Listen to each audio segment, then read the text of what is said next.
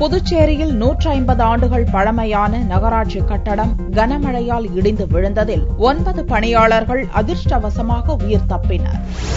புதுச்சேரி கடற்கரை சாலையில் பிரெஞ்சுக்காரர்களால் கடந்த 150 ஆண்டுகளுக்கு முன் கட்டப்பட்ட கட்டடத்தில் நகராட்சி அலுவலகம் இயங்கி வருகிறது. இக்கட்டடம் பழுதான நிலையில் புனரமைப்பு செய்ய புதுச்சேரி அரசு முடிவு செய்தது. இந்நிலையில் கடந்த 2 நாட்களாக பெய்து வரும் கனமழையால் சனிக்கிழமையன்று நகராட்சி கட்டடம் இடிந்து விழுந்தது. உணவு இடைவேளையின் போது இச்சம்பவம் நடந்ததால் பணியாளர்கள் 9 பேர் அதிர்ஷ்டவசமாக உயிர் தப்பினர்.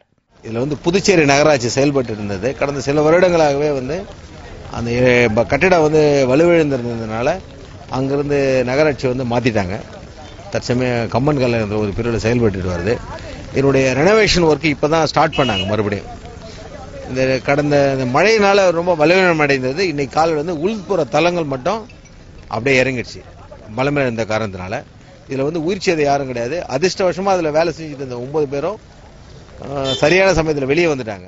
150 ஆண்டுகள் பழமையான கட்டடம் இடிந்து விழுந்த சம்பவம் புதுச்சேரியில் பரபரப்பை ஏற்படுத்தியது.